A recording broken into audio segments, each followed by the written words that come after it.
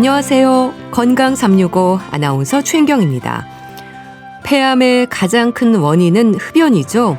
하지만 비흡연자들의 폐암 발병도 늘고 있습니다.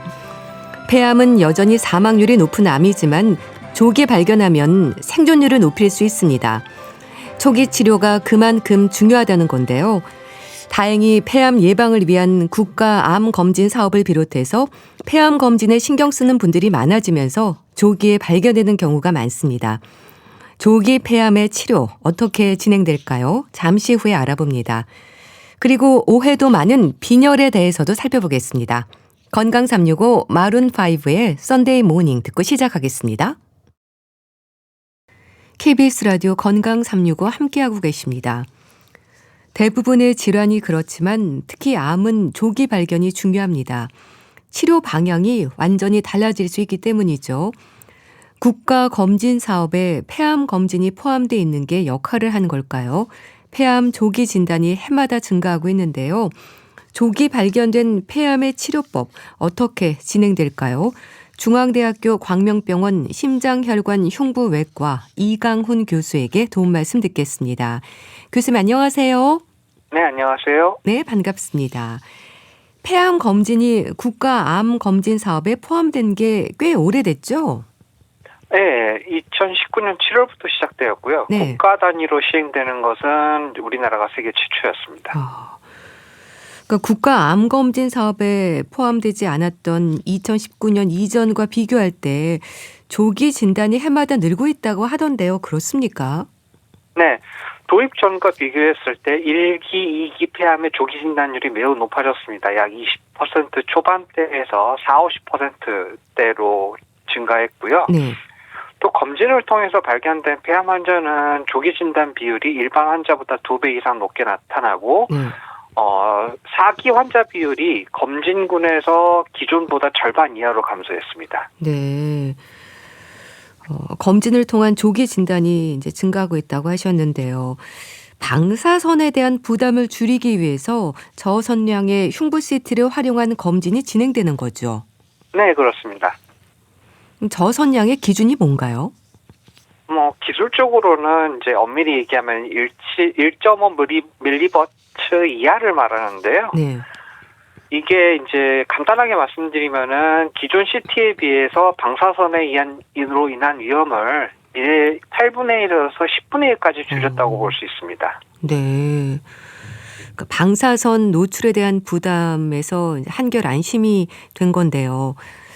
그런데 흉부 X선 검사와 비교할 때 저선량의 흉부 CT가 갖는 의미랄까요? 종양을 발견하는 데 있어서 차이가 큰가요? 네, 일단 흉부 X선 검사는 폐암을 조기 발견하는 데 있어서는 명확한 한계가 있는데요. 네. 일단 크기가 어느 정도 커야 발견이 가능하고 네. 종양 조직하고 정상 조직 차지를 구분하는 데도 좀 제한이 있고요. 네. 또 뼈나 심장 등 다른 구조물하고 겹쳐서 있을 경우에는 발견이 어렵다는 단점도 매우 큽니다. 네. 반면에 이제 그 저선량 CT 같은 경우는 네. 흉부 X선에 비해서 훨씬 작은 5mm 이하의 미세한 병변도 발견할 수 있을 정도고요. 또 일반 흉부 X선 검사와 달리 네. 관유리 음영 형태의 조기 폐암도 발견이 가능합니다. 네. 작은 미세한 병변도 이제 발견할 수 있다고 하셨는데요. 종양의 크기라든지 조기 발견에 큰 역할을 하는 거네요. 네. 그만큼 수술적 치료가 가능한 경우가 많아진다는 거죠? 네, 그렇습니다. 일단 단적으로 2010년대 초반하고 네. 2020년대 중반을 비교하면 진단 당시 수술이 가능했던 비율이 25% 미만에서 30~40%대로 크게 올라갔습니다. 네. 그러니까 수술적 치료가 가능해졌다는 건 생존율을 높이는 데도 의미가 있겠네요. 네, 그렇습니다. 국가 폐암 검진 도입 후에 이제 네. 후속적으로 다시 연구를 조사를 다 해보니까 전체 사망률 및 폐암 관련 사망률이 감소했음을 입증을 했습니다. 그리고 사실 이전에 미국에서 시행됐던 NLST 검사 연구에서도 사실은 비슷하게 사망률 감소를 확인한 적이 있었습니다. 네. 자, 그렇다면 조기 폐암으로 진단이 되는 건 어느 정도의 상태를 말하는 건가요? 보통 일반적으로는 1기, 2기 폐암을 조기 폐암으로 보기는 하지만요. 네. 최근에는 이제 항암 치료의 발전으로 상기폐암도 수술적으로 치료가 가능해지는 경우가 많아지고 있어서요. 네. 3기까지도 저희는 뭐 환자분들한테는 수술할 수 있다. 너무 낙심하지 마시라. 이렇게 설명드리는 경우가 많습니다. 네. 그러니까 수술 가능한지 여부가 참 중요하다는 건데요. 폐암 수술에서 가장 중요하게 살피는 부분은 절제 범위인가요? 일단은 아무래도 절제 가능 여부 완전히 다 드러낼 수 있느냐 이런 거를 먼저 살피게 되고요. 네. 그 다음에는 절제 범위를 고려하게 됩니다. 뭐 폐 부분만 절제할 것이냐, 뭐 구역만 절제할 것이냐, 네. 폐엽 절제술을 할 거냐, 아니면은 한쪽 폐를 다 드러낼 거냐 이런 절제 범위를 고려하게 되고요. 네. 또 그 다음에는 사실은 그 절제를 이제 그런 절제 수술을 견딜 수 있느냐가 또 중요합니다. 네.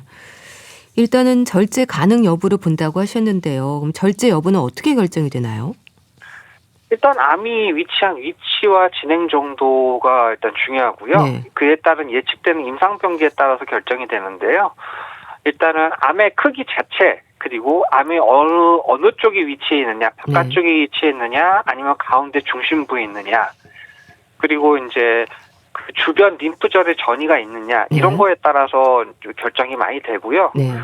아울러서 이제 폐 기능이나 심장 기능 아니면 그 외에 다른 뭐 전신적인 건강 상태 같이 환자 건강 상태가 어느 정도의 수술까지 견딜 수 있느냐 이런 걸 확인하는 것도 매우 중요합니다. 네. 그렇다면은 수술 전에 확인하는 검사도 많겠네요. 네, 일단 뭐 기본적으로 모든 수술에 앞서서 시행하는 뭐 혈액 검사나 심전도, 흉부 엑스선 같은 기본 검사들은 다 시행을 하고요. 그 다음에 이제 기관지 내시경을 통해서 혹시 뭐 추가적인 조직 검사나 뭐 병기 설정 이런 거를 좀 더 검사를 하고 폐 기능 검사를 통해서 이제 폐를 절제한 다음에도 숨 쉬는데 문제가 있지 않을까 이걸 확인하는 거 하게 되고요. 다른 곳에 이제 전이 됐는지 혹시 확인을 해야 되기 때문에 두경부 MRI 또는 PET-CT 이런 거를 다 진행을 하게 됩니다. 그리고 뭐 이를테면 환자분이 폐암 외에도 이제 폐암을 이제 진단받기 전에 무슨 다른 심장 질환을 진단받은 적이 있다던가, 그래서 뭐 드시는 약이 있다던가 이런 경우가 있을 경우에는 뭐 심초음파라든지 그런 다른 검사들이 추가가 될 수 있습니다. 그런데요, 다른 암 수술에서는 종양의 크기를 줄이는 걸 목적으로 하는 경우도 많지 않나요? 그런데 폐암 수술은 완전 절제 여부가 가능한지를 보는 건가요? 좀 다른 것 같기도 한데요.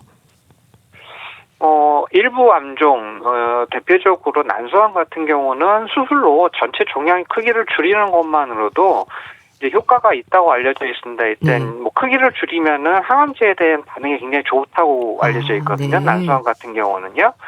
그런데 폐암은 아직까지 크기를 줄인다고 해서 어떤 뭐 그 다음에 치료 효과가 의미 있게 향상된다든지 뭐 재발률이 줄다든지 뭐 삶의 질이 향상된다든지 이런 의미 있는 데이터가 나오질 않았기 때문에요. 아직까지는 폐암은 일단 기본적으로는 완전 절제를 할 수 있느냐 없느냐가 제일 중요합니다. 그렇군요. 수술 전에 항암 치료를 먼저 하는 경우도 있지 않나요? 네, 있습니다. 보통 3기, 예전에는 3기 때 많이 했고요. 최근에는 이제 2기도 면역 항암제 같은 거를 시도하기도 합니다. 네. 일단은 폐암 수술은 완전 절제 여부가 가장 중요하다고 하셨는데, 그럼 이렇게 수술 전에 항암 치료를 하게 되는 경우에는 완전 절제 가능성이 높아지는 건가요? 예. 물론 이제 병기에 따라 달라서 아직까지 1기 폐암은 수술 전에 항암 치료가 필요하지 않다고 봅니다. 하지만은 이제 3기 폐암 같은 경우는 수술 전 항암 치료를 받는 경우가 그동안에도 많았었는데요. 대표적으로 종격동 림프절이라고 해서 가슴 중앙 부위 림프절에 전이가 된 경우에는 시행하는 경우가 많았습니다. 그리고 이제 그 전에 자료에도 수술 전 항암요법을 시행하고 오면은 이제 항암요법을 시행하기 전에는 이거 수술 못해라고 생각했었던 암이 이제는 수술할 수 있겠다라고 재판정 받는 비율이 70에서 90%까지도 보고된 적이 있습니다. 이제 거기다가 이제 최근에는 2기 폐암, 보통은 이제 그 가슴 중앙 부위가 아닌 폐 말단 부위에 위치한 림프절에만 전이가 있는 경우에도 이제 그 면역 치료제를 사용해서 수술 전에 항암요법을 하는 게 효과가 있다고 계속 발표가 되고 있는 추세입니다. 네, 그렇군요. 그런데요, 조기에 발견된 폐암이 재발이나 전이 될 위험이 높다는 말도 있던데 어떨까요? 또 이유도 궁금합니다. 이런 질문 사실 외래에서 자주 받는 건데요. 이제 뭐 일기로 수술 받고 일기였어요라고 말씀드려도 환자분들이 많이 불안해하시거든요. 그러시군요. 근데 일단 그거는 기본적으로 다른 암들에 비해서 폐암이 조기 발견해서 일찍 치료받고 일기로 진단받더라도 재발률이 다른 암들에 비해서 좀 상대적으로 높아서 나오는 얘기 같고요.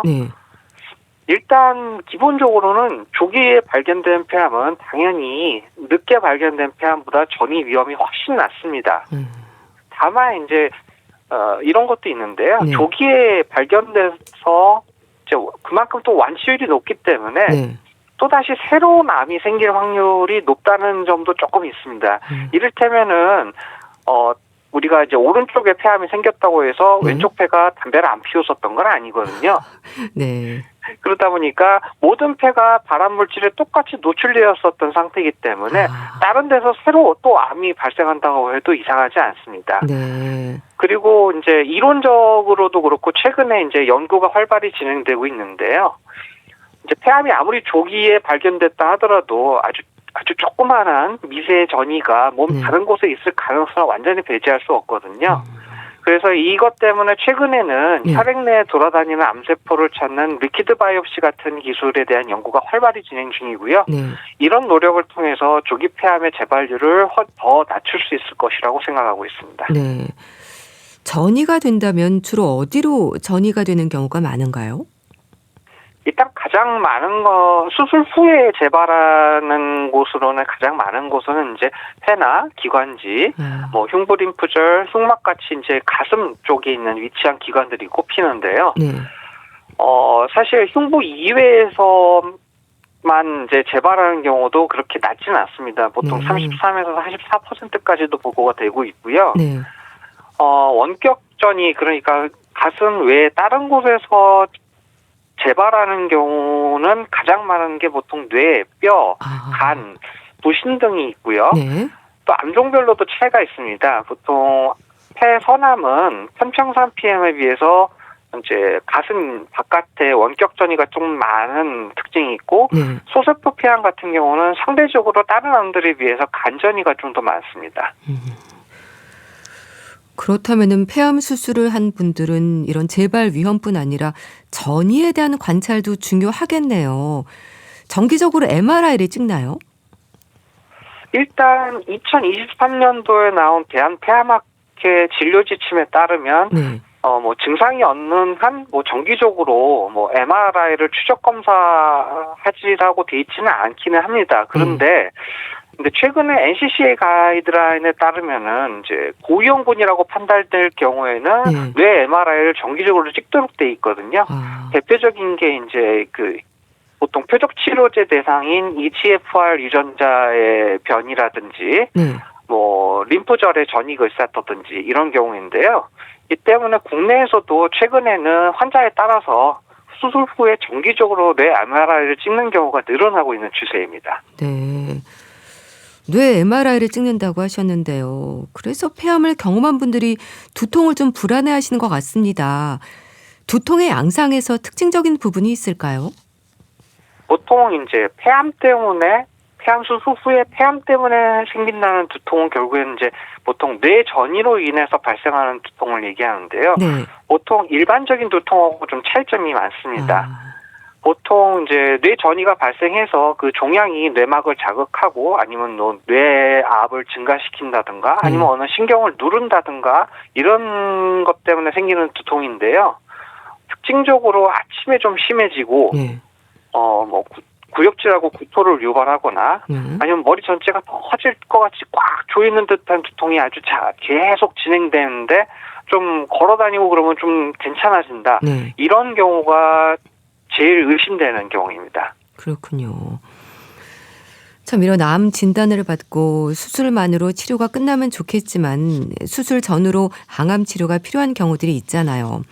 심지어 수술 후에 항암 치료를 받았는데도 다시 재발하거나 전이가 되면 참 힘든 시간을 보낼 텐데 어떻습니까? 이 굉장히 안타까운데요. 네.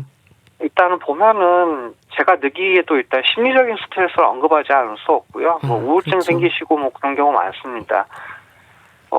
그리고 일단 또 이제 어떤 재발을 한 암은 보통 기존에 이제 치료받을 때 투여받았던 약제에 이제 내성을 가지게 되는 경우가 많습니다. 네. 이 경우에는 일단은 재발 이후에 치료 옵션이 제한되는 문제가 있어요. 네.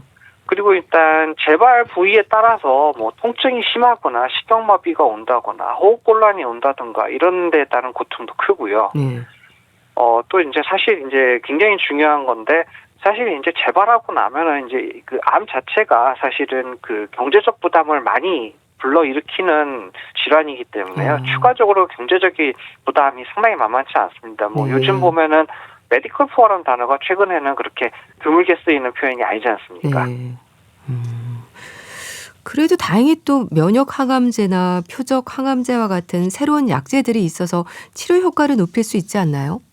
네, 뭐 EGFR TK라고 뭐 이게 대표적인 이제 표적 항암제들 외에도 뭐 최근에는 뭐 펜브롤리즈마, 아테졸리즈마, 니볼루마, 더발루마 이런 다양한 면역 항암제들이 시도되고 있습니다.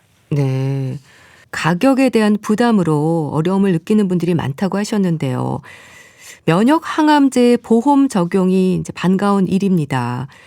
성분명이 좀 어렵긴 한데 펜브롤리주맙이라는 면역 항암제에 대한 기대가 크지 않나요? 네, 요즘에 좀 펜브롤리주맙이 좀 유독 주목을 좀 받고 있는데요. 이게 좀 주목을 받는 이유는 이제 재발률 이외에도 전체 생존 기간을 연장시켰다는 데이터를 제공을 했고요. 네.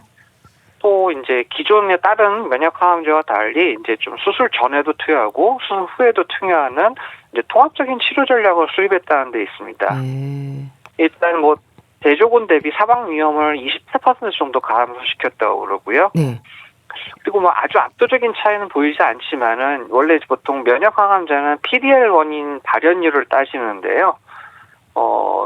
펜브롤리주맙 같은 경우는 이제 발현율이 낮은 경우에도 치료 효과가 있지 않는가 하고 좀 보고 있습니다. 네. 그럼 이거는 뭐 항암화학요법과 비교할 때 부작용의 위험에서도 부담이 좀 적은 건가요?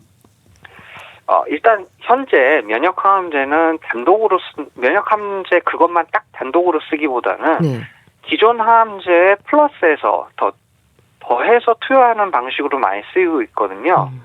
그래서 뭐 기본적으로는 기본 항암제 플러스 면역 항암제이기 때문에 부작용 발생 빈도 자체는 살짝 더 높습니다. 하지만 보통 대부분의 부작용이 관리 가능한 정도였고요. 통계적 차이는 없지만은 면역 항암제를 같이 투여한 경우에 오히려 이제 치료 이후에도 수술을 받을 수 있는 경우가 살짝 더 높았었습니다. 뭐 기본적으로 면역 항암제는 이제 우리 몸의 면역 체계를 활성화시켜서 암을 공격하는 원리로 작용하는 약이라서 부작용이 큰 약이라고 보고 있지는 않고요. 뭐 기본적으로 폐암 환자에 있어서 가장 뭐 삶의 질을 좌우한다는 거는 재발했다거나 추가 치료가 필요한 거거나 이럴 때가 문제가 되는데 이런 면에서 볼 때는 뭐 면역 항암제는 재발 위험을 낮출 수 있으니까 뭐 결국은 뭐 궁극적으로는 삶의 질을 더 향상시켜 줄 수 있는 약제가 아닐까라고 보고 있습니다. 네. 면역 항암제가 재발 위험을 낮추는 데도 역할을 할까요? 네, 뭐 아까 말씀드렸던 펜브롤리주맙 외에도요, 아테졸리주맙, 니볼루맙, 더발루맙 모두 각각 다른 세팅에서 연구이긴 하지만은 재발률을 줄이는 데는 확실히 효과를 보였습니다. 네. 폐암 진단을 받는 분들 중에는 수술이 가능하다는 것도 그나마 안심할 수 있는 부분이지 않을까 싶은데요. 물론 예방이 가장 중요하겠지만 조기 폐암 단계에서 발견될 수 있도록 챙겨야 하는 부분들이 있다면 좀 짚어주세요. 일단 뭐 주기적인 건강검진 다시 한번 강조드리고요. 또 이제 그 주기적으로 검진하는 것도 중요하지만은 이전에 찍은 CT 영상이나 판독지 같은 거를 잘 보관해 두셨다가 이제 이번에 찍은 것과 단주, 이를테면은 보통 이제 환자분들이 이사를 하시면서 A 병원에서 검사를 받았다가 B 병원에서 검사받게 되시는 경우에는 그 전에 있었던 A 병원에서 찍었던 자료하고 비교를 하는 게 굉장히 중요합니다. 이런 거 굉장히 중요하고요. 보통 이제 다른 것들은 몰라도 한 달 이상 지속되는 기침이라면은 이제 꼭 폐암이 아니더라도 결핵이라든지 다른 기타 특정 질환이 있는 경우가 대부분이기 때문에 병원 진료를 꼭 보시는 것이 좋습니다. 그 금연도 되게 중요한데요. 일단 15년 이상 금연하면 폐암 발생 위험이 비흡연자 수준으로 떨어지고요. 흡연 자체가 종양의 이제 성장 속도를 증강시키고 종양 성장을 돕는 쪽으로 면역 환경을 바꾸는 경향이 있고요. 게다가 흡연 때문에 폐기능이 나빠지면은 조기에 진단을 받더라도 수술을 못 받으실 수 있고 수술을 받더라도 합병증 발생이 더 높아질 수 있습니다. 그래서 금연하시고 적절한 유산소 운동하시고 적절한 영양 섭취를 하셔서 폐기능을 좋게 유지시키고 체력을 좋게 유지시키셔야 모든 치료를 다 무사히 받으실 수 있을 것 같습니다. 네, 알겠습니다. 오늘은 폐암에 대해서 자세히 알아봤는데요. 중앙대학교 광명병원 심장혈관 흉부외과 이강훈 교수와 함께했습니다. 말씀 감사합니다. 네, 감사합니다. KBS 라디오 건강 365 함께하고 계신데요. 이소라의 처음 느낌 그대로 듣고 다시 오겠습니다. KBS 라디오 건강 365 함께하고 계십니다. 어지럼증을 느낄 때 빈혈을 떠올립니다. 하지만 빈혈이 곧 어지럼증을 의미하는 건 아니라는 지적인데요. 빈혈에 대한 이해가 필요하지 않을까 싶습니다. 가톨릭대 인천 성모병원 가정의학과 서민석 교수에게 도움 말씀 듣겠습니다. 교수님 안녕하세요. 예, 안녕하세요. 빈혈의 증상으로 어지럼증이 생길 수 있지만 빈혈이 곧 어지럼증은 아닌 거죠. 예, 맞습니다. 이게 어지럼증이라는 거는 주관적인 증상이거든요. 예, 가만히 있는데 뭐 빙글빙글 도는 느낌이 든다든지 균형을 좀 잡기 어렵다. 이런 불안정한 감각을 의미하는 거고요. 이런 이 어지럼증이란 증상을 유발할 수 있는 이 다양한 질환 중에 하나가 빈혈입니다. 그런데 이제 보통 어지럽다고 하면 빈혈이야라고 생각하는 경우가 많은데요. 왜 그럴까 좀 생각을 해보면 아무래도 과거에는 영양 상태도 좋지 않았고 그렇죠. 특히 여성에서는 생리, 뭐 출산 이후에 철분 보충을 해줘야 되는데 육류 섭취가 좀 예전에 어려웠던 부분들 그래서 결국에는 이제 만성적인 철분 결핍으로 인한 빈혈이 이 어지러움증을 잘 유발했거든요. 그렇다 보니 어지러우면 빈혈일 거다라고 오해를 하게 된 것 같습니다. 참 빈혈에 대한 오해가 많은 것 같은데요. 빈혈은 어떤 상태인 건가요? 뭐 좀 더 정확하게 얘기를 해보면 이 빈혈이라는 거는 우리 혈액 내에 적혈구, 즉 이제 헤모글로빈이라는 게 부족한 상태를 의미하는 거고요. 이 적혈구라는 것, 이 헤모글로빈이 하는 역할이 폐에서 산소를 받아서 온몸의 조직에 운반을 해주고 조직에서 생성된 이산화탄소를 폐로 가지고 오는 역할을 하거든요. 그래서 이런 이제 적혈구가 부족하게 되면 조직에 산소를 공급하는 기능이 떨어진다라고 볼 수 있습니다. 네. 적혈구가 이제 부족해지면 조직에 산소를 공급하는 그런 능력이 떨어진다고 하셨는데 산소를 공급하지 못한다는 건 어떤 의미인가요? 우리 몸의 이제 모든 조직이 정상적으로 기능을 하려면 산소가 필요하거든요. 뭐 산소가 쓰이지 않는 곳이 없는데 그래서 이런 산소를 공급하지 못한다고 하면 다양한 증상과 동반 질환이 생길 수 있는 거거든요. 뭐 지금 뭐 최근에 뭐 이란과 미국 전쟁하면서 기름 공급만 안 돼도 전 세계적으로 여러 가지 불편함이 생기잖아요. 뭐 쓰레기 봉투도 못 만들고 차도 가기가 좀 어렵고 결국에는 이 산소 부족하다는 거는 결국엔 살아가는 모든 그것이 힘들다. 여러 이제 장기의 기능이 떨어지고 증상이 나타난다라고 보면 될 것 같습니다. 그럼 이런 헤모글로빈 양이 정상 범위에서 얼마나 떨어지면 빈혈로 보는 건가요? 이 헤모글로빈의 농도를 이제 기준으로 정상이냐 아니냐를 판단하는데요. 세계 보건기구 기준으로 보면 남자는 13g per 데시리터 이상, 뭐 여성에서는 12 이상이 이제 정상이라고 보고요. 이 정상 기준을 벗어나서 정상보다 낮다? 그러면 일단 빈혈로 진단을 할 수 있습니다. 물론 이제 건강한 이제 성인 기준으로 했을 땐 이렇고요. 뭐 임산부 같은 경우에는 11 미만, 뭐 6세 미만 소아는 또 11 미만의 청소년은 또 12 미만인 경우를 네. 빈혈로 진단합니다. 네. 빈혈이 생기면 이제 어지럼증도 있지만 또 가슴이 두근거리거나 숨찬 증상이 생깁니다. 이것도 산소 공급이 잘 안 돼서 그런 건가요? 네, 맞습니다. 산소 공급이 안 되면 다양한 증상이 나타나는데요. 네. 산소 공급이 안 되는 기간에 따라서 이제 다른 증상들이 나타나는데 네. 보통 이제 어지럼증은 뇌에 산소 공급이 모자라서 나타나는 거고요. 가슴 이제 두근거림이나 숨이 찬 증상은 결국에는 심장 문제라고 보는데 네. 이게 물론 심장에 직접적으로 산소 공급이 안 돼서 나타나는 증상은 아니고 우리 몸에 산소가 부족하게 되니까 네. 상대적으로 산소를 이제 더 전신에 빨리 보내주기 위해서 심장이 좀 빠르고 강하게 뛰게 됩니다. 네. 그러기 때문에 두근두근거리기도 하고 숨이 차는 거죠. 그렇군요. 네. 그러니까 여러 가지 증상과 동반 질환이 이제 생긴다고 하셨는데 참 빈혈의 증상도 말씀을 들어보니까 다양한 것 같아요. 뭐 일반적으로는 어지럽다라는 걸 먼저 떠올리기는 하시는데 네. 실제 다른 증상이 더 많거든요. 만성 피로라든지 무기력한 것 이게 이제 가장 흔한 증상이고요. 네. 그렇다 보니까 이게 잠을 내가 못 자서 그런 거 아닌가? 뭐 일을 좀 무리해서 피곤하다고 느끼시는 경우들을 봤는데 네. 실제로는 이제 빈혈로 진단되는 경우들도 많습니다. 네. 그 외에 이제 뭐 손발이 저리다든지 손이 좀 차갑다. 아니면은 두통이 생긴다든지 머리가 무겁다라고 하시는 분들도 있고요. 네. 뭐 식욕이 좀 떨어지고 집중력이 좀 떨어진다. 이런 증상을 호소하는 경우들도 있습니다. 아무래도 이제 산소 부족이 온몸에 영향을 주기 때문에 전신 증상을 유발할 수 있다는 특징이 있고요. 네. 재밌는 거는 철분이 모자란 이제 빈혈 환자 같은 경우에는 얼음이나 생쌀을 막 씹어 드시는 증상으로도 나타나고 혓바늘이 좀 자주 나시는 분들 중에 이런 이제 빈혈 증상으로 이런 이제 혓바늘 증상이 나타나는 경우도 있습니다. 정말 다양한 증상들이 나타나는 거군요. 네. 그럼 빈혈의 원인은 어떻습니까? 이것도 다양하죠? 마찬가지로 빈혈의 원인이 다양한데요. 네. 크게 보면 이 헤모글로빈이라는 걸 만들어내는 재료가 부족한 빈혈이 가장 흔하다고 보시면 되고 네. 그 대표적인 것이 철분이 모자라다든지 네. 아니면 비타민 B12나 엽산 부족에 의한 빈혈이 가장 흔하다고 볼 수 있고요. 네. 이게 재료가 부족한 게 아니라 헤모글로빈을 만들어내는 공장이 이상한 빈혈도 있는데요.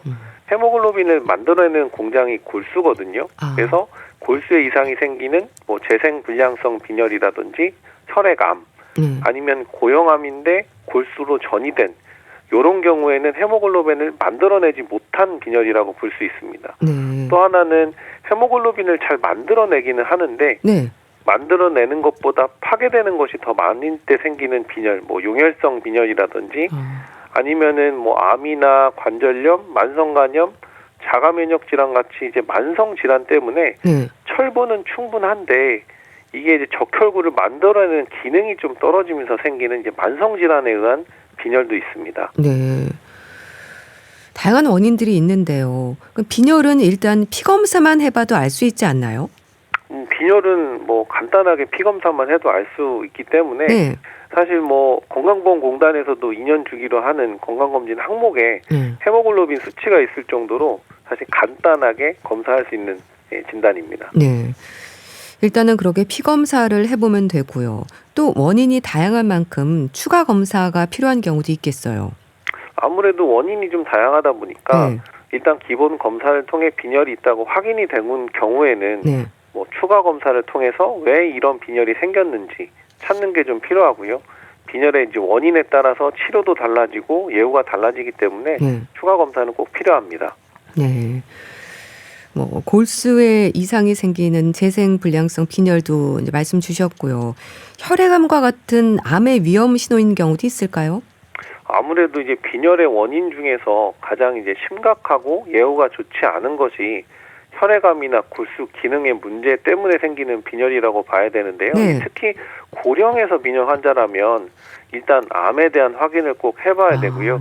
그렇기 때문에 빈혈이 일단 진단이 되면 뭐 이게 혹시 혈액과 관련된 암은 아닌지 말초 도말 검사를 해보는 경우도 있고 혹시 암세포가 없는지 뭐 추가적으로 이제 골수 검사를 진행하는 경우도 있긴 합니다. 네.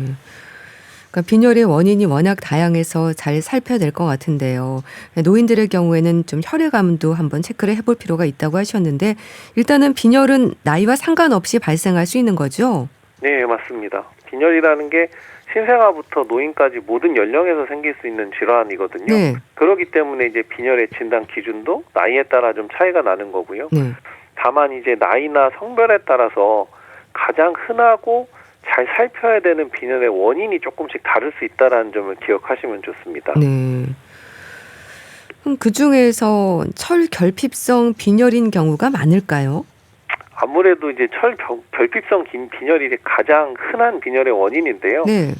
여성 같은 경우에 이제 생리 때문에 지속적으로 출혈이 반복되는 경우들도 있고, 이제 다이어트 때문에 식사 제한을 좀 많이 하는 경우에 철분 결핍성 빈혈이 좀 생기는 경우들이 많습니다. 네. 노인층에서도 마찬가지긴 한데요. 아무래도 이제 씹는 기능, 소화 기능이 떨어지다 보니까 육류 섭취를 잘 못하십니다. 그래서 생기는 이제 혈분 결핍성 빈혈도 많습니다. 네. 성장기 아이들의 경우에는 이 경우에도 철결핍으로 인한 빈혈이 생길 수 있잖아요. 그럼 이런 경우에는 음식을 통해서 좀 회복할 수 있을까요? 맞습니다. 애들도 철결핍성 빈혈이 많은데요. 실제 연구 결과 보면 5세 미만 어린이의 42.6%에서 빈혈이 있다고 진단이 되는데, 네. 왜냐면은 아이들이 이제 성장을 하는 시기이기 때문에 피도 이제 많이 만들어내야 됩니다. 근데 이제 이런 만들어내는 그런 상태에서 철분 섭취가 충분히 못 따라가주면 빈혈이 좀 생길 수가 있습니다. 그래서 이제 일단은 모든 소화뿐만이 아니라 모든 철분 결핍성 빈혈의 기본은 음식으로 철분 섭취를 하는 건데요. 소화에서는 이제 특히 철분 섭취를 잘 챙기는 게 중요하다. 뭐 아이들이 잘 먹는 경우라든지 특별히 뭐 코피가 많이 난다, 아니면 사춘기 때 생리불순으로 출혈량이 많다, 뭐 이런 특별한 상황이 아니라고 하면 육류 섭취만 충분히 해주면 철분 공급이 되면서 철분 결핍성 빈혈은 교정이 될 수도 있습니다. 뭐 물론 음식으로 충분하지 않다고 하면 철분제 복용도 고려해볼 수 있는 거고요. 네. 여성 빈혈보다 또 남성 빈혈이 더 위험하다는 말도 하던데요. 이제 여성들의 경우에는 생리 때문에 빈혈이 나타날 수 있다고 하셨는데요. 남성의 경우에는 어떻습니까? 여성 같은 경우에는 아무래도 폐경 전까지는 매월 이제 생리가 있기 때문에 사실 자연스럽게 빈혈이 생길 수도 있다라고 생각을 할 수 있는데요. 문제는 이제 남성이죠. 남성 같은 경우에는 특별히 출혈이 생길 나이도 아니고 아직 소화 기능이 괜찮아서 잘 먹는데 빈혈이 생겼다. 그렇다고 하면 어디에서 이제 출혈이 생기고 있는지 일단 확인을 해야 되는데, 특히 이제 암 때문에 생기는 출혈, 즉 뭐 위암이나 대장암, 방광암 등이 있다고 하면 남성에서도 출혈 때문에 빈혈이 생길 수 있거든요. 그래서 이제 단순한 철분 결핍성 빈혈보다는 다른 질환 때문에 빈혈이 남성에선 생기지 않았나, 뭐 이런 것들을 조금 조심해서 검사를 해봐야 됩니다. 네. 이렇게 빈혈이 생겨도 어떤 증상이 좀 나타나는 건가요? 맞습니다. 이제 아까 말씀드렸던 일단 기운이 없다든지 좀 피곤하다든지 약간 뭐 가슴 두근거리고 숨이 차다든지 이런 증상들은 남성이든 여성이든 생길 수 있거든요. 근데 이런 증상들을 그냥 피곤해서 그런가 보다 간과하면 안 되고 증상이 있으면 혹시라도 빈혈 때문에 그런지는 확인을 해보시는 게 필요한 거죠. 네. 참 빈혈을 동반하는 질환들도 많은 것 같습니다. 간 질환도 그렇고 류마티스 관절염 염증성 장 질환도 빈혈이 증상이지 않나요? 맞습니다. 이게 앞서 철분이 있는데 철분으로 헤모글로빈을 만들어내는 기능이 떨어지는 것들이 이제 만성 질환에 의한 빈혈이라고 말씀을 드렸는데요. 암이라든지 만성 간 질환, 류마티스 관절염 염증성 잔질환이 아무래도 대표적인 만성 질환에 의한 빈혈 유발 가능한 질환이라고 볼 수 있는데요. 결국에는 이런 만성 질환은 만성 염증이 유발이 되면서 이런 기능이 떨어진다고 볼 수 있고, 염증성 장질환 같은 경우에는 직접 대장에 출혈이 생길 수 있거든요. 그러면서 만성 염증뿐만이 아니라 철분 결핍성 빈혈도 이제 생길 수 있는 겁니다. 근데 이제 문제는 빈혈의 증상이 주로 이제 피곤하거나 무기력함이기 때문에 사실 이런 만성 질환들 증상과 비슷하거든요. 그래서 이게 빈혈 때문에 그런 건지 만성 질환 때문에 그런 건지를 구분하기가 좀 어렵습니다. 네.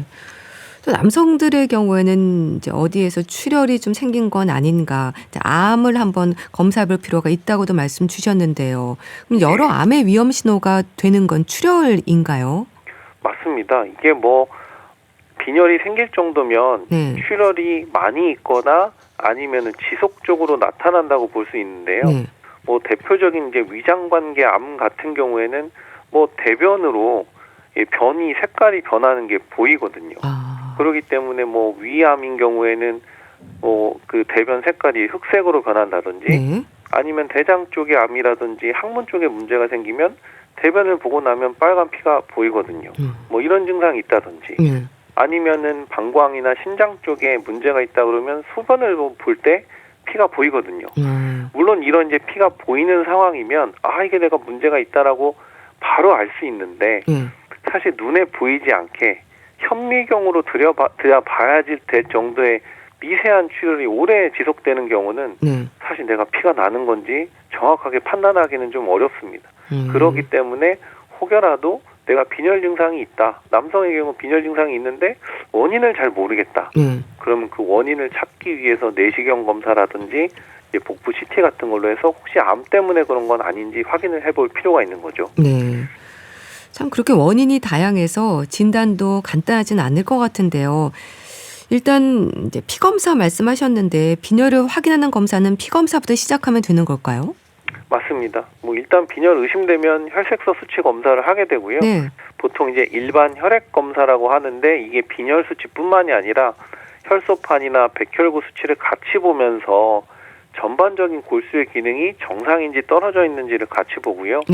일단 이게 기본 일반 혈액 검사에서 빈혈이 확인이 되면 이게 철분이 모자란 건지 철분 검사도 하고 비타민 B12나 엽산이 모자라지는 않은지 그거에 대한 이제 검사도 하고요. 그리고 이제 피가 많이 나면서 생기는 용혈성 출혈 이런 것도 있기 때문에 망상 적혈구 수치라는 것을 봐서 출혈에 의한 이제 빈혈인지도 확인을 해보게 됩니다. 거기서 이제 뭐 더 다양하게 암에 의한 빈혈 여부 확인하려면 말초 혈액 도말 검사로 실제 피에 암세포가 있는지 확인하는 경우도 있고요. 아까 이제 뭐 암이라든지 직접적인 출혈이 원인이 될 수 있는 빈혈인 경우에는 뭐 내시경 검사를 한다든지 산부인과 쪽에서 출혈이 있는지 그럼 산부인과 검사를 할 수도 있는 거고 뭐 복부 CT라든지 이런 다양한 검사를 진행해 볼 필요가 있는 겁니다. 여러 수치를 말씀 주셨는데요. 검진에서 이런 수치를 잘 봐야 되겠네요. 결과지에서 수치들이 사실 좀 어렵거든요. 맞습니다. 이게 그 기본 건강검진만 해서 사실 뭐 빈혈이 좀 있네 이렇게 가볍게 사실 넘어갈 부분은 아니거든요. 정상보다 뭐 살짝 떨어져 있고 내가 증상이 전혀 없다고 해서 그냥 무시하지 마시고 물론 이제 여성분들 같은 경우에는 생리 직후에 이제 검사를 하면은 조금 떨어질 수는 있긴 하지만 내가 생리 양도 많지 않고 내가 이제 생리하고 나서 좀 시간이 지난 상태인데 빈혈 수치가 좀 심하고 계속 이제 빈혈 수치가 나온다든지 남성 같은 경우에는 빈혈 자체가 잘 생기는 건 아니니까 남성에서 빈혈이 있다고 하면 이게 이제 뭐가 문제가 있는 건 아닌지 꼭 의료기관을 찾아보시는 게 필요합니다. 네. 그럼 또 암이 의심되거나 할 때는 결과의 전반적인 소견에서도 정밀 검사에 대한 의견이 나오나요? 일단은 빈혈만 확인을 하고 빈혈의 원인을 찾아봐라 이렇게 이제 건강검진에서 결과를 설명을 하고요. 일단 진료를 오게 되면 환자가 이제 불편한 증상이 있는지 만약에 빈혈이 있으면서 빈혈에 대한 증상도 있고 이게 어디서 아직 빈혈이 생겼는지는 모르지만 만약에 이제 소화가 좀 잘 안 된다거나 속이 좀 쓰리다거나 이러면 이제 위내시경을 좀 해보는 거고요. 평소에 뭐 변을 봤는데 피가 좀 나온다든지 색깔이 조금 뭐 검게 보인다든지 하면 이게 혹시 뭐 대장 쪽의 문제는 아닌가 해서 대장 내시경이나 이런 걸 좀 추가해 볼 수 있는 거고요. 소변도 마찬가지입니다. 소변을 볼 때 불편하다, 아프다, 소변에 잔뇨감이 좀 있다, 뭐 이런 증상이 만약에 있으면 이게 빈혈의 원인이 그 요로계 쪽, 방광이나 신장 쪽에 문제로 생기지 않았을까 이렇게 좀 추측을 하고 그 증상에 맞춰서 암에 대한 검사들을 좀 하나씩 진행을 해보는 겁니다. 네. 자, 원인에 따른 치료가 필요할 것 같은데요. 어지럼증이 있다고 해서 나름 빈혈로 생각하고 철분제를 복용하는 건 오히려 좀 병을 키울 수도 있겠다 싶은데 어떨까요? 예, 맞습니다. 일단 어지러우면 철분 결핍성 빈혈이 가장 흔하니까 네. 철분제부터 드시고 오시는 경우들이 있는데요. 네. 이 정확한 원인 확인 없이 철분제를 복용하면 증상 조절이 잘 안 되는 부분도 있고요. 아까 이제 염증이라는 게 빈혈의 원인이 될 수 있다고도 말씀을 드렸는데 네. 철분제를 과잉 섭취하게 되면 체내에서 이제 활성산소가 생성이 되고 이게 또 세포막 손상, 염증을 유발하거든요. 이게 산화적 스트레스라고 하는데 오히려 불필요하게 철분제를 드시면 우리 몸이 손상이 되게 됩니다. 그리고 또 하나는 철분 결핍성 빈혈의 원인을 찾아보는 것도 중요한데 단순히 철분제를 복용해서 증상이 좋아졌다, 괜찮아졌나 보다 하고서 철분 결핍성 빈혈의 원인이 되는 위장관 암이라든지 방광암, 부인암 등의 진단을 늦출 수가 있기 때문에 무조건 철분제를 드시는 것보다는 일단 왜 그게 생겼는지 정확한 진단부터 받고 치료를 시작을 하시는 게 중요합니다. 네. 근데 우선은 철결핍성이면 철분제로 해결이 되긴 하는 건가요? 맞습니다. 대부분은 먹는 철분제를 복용을 하면 증상 조절이 되고요. 철분제 같은 경우에 보통 한 달 정도 복용을 하면 내가 느끼는 증상이 좋아집니다. 근데 그 이후에 보통 한 5개월 정도를 더 철분제를 드시라고 하거든요. 왜냐하면 그동안에 이제 골수 안에 철분이 너무 많이 모자라 있었기 때문에 5개월 추가 복용을 해서 철분을 골수에 저장을 해 놓아야 다음에 또 이제 철분이 모자랄 때 그걸 꺼내 쓰기 때문에 한 달만 드셔서 증상 좋아졌다고 끝낼 게 아니라 그 이후에 충분히 더 복용을 해야 되는 부분이 있습니다. 네. 자, 그리고 되도록 빨리 병원을 찾아야 하는 경우도 있지 않을까 싶은데요. 빈혈 자체로 중증일 수도 있고 다른 질환의 신호일 수도 있을 텐데요. 맞습니다. 이게 아무래도 가장 심각하고 중요한 건 이게 출혈이거든요. 네. 대량 출혈로 인해서 빈혈이 생겼다. 갑자기 이제 유발된 빈혈이다. 그럼 어디서 피가 많이 나고 있지 않는지를 좀 고민을 해봐야 되는데요. 위장관계에서 대량 출혈이 생긴 경우라고 하면 이거 바로 조치를 취하지 않으면 사망하실 수도 있거든요. 만약에 피를 막 토한다든지 혈변이 이제 멈추지 않는다. 아니면 우리가 기침을 할 때 피가 막 나온다, 멈추지 않는다. 이런 이제 대량 출혈 의심 증상이 있으면 이건 이제 응급 상황이라고 봐야 되고요. 이런 응급 상황 다음으로 생각하셔야 되는 거 아무래도 암. 조기 진단을 해서 치료해야 되는 부분이 있기 때문에 암과 관련된 질환들은 바로 진단을 해서 치료해야 되고요. 특히 이제 골수 침범이 있는 혈액암, 고형암이 골전이가 있는 그런 경우라고 하면 바로 이제 치료를 보시는 게 필요하고요. 그 외에 이제 다양한 빈혈의 원인들이 있긴 한데 나머지 원인들은 크게 생명이 위협이 되거나 빠른 치료가 필요한 거는 아니기 때문에 이런 출혈이나 암 의심 증상이 있을 때는 바로 가시는 게 좋습니다. 네, 알겠습니다. 오늘은 빈혈과 관련해서 자세히 알아봤는데요. 가톨릭대 인천 성모병원 가정의학과 서민석 교수와 함께했습니다. 감사합니다. 예, 감사합니다. 봄, 여름, 가을, 겨울에 브라보 마이 라이프 보내드리면서 인사드릴게요. 건강365 아나운서 최인경이었습니다. 고맙습니다.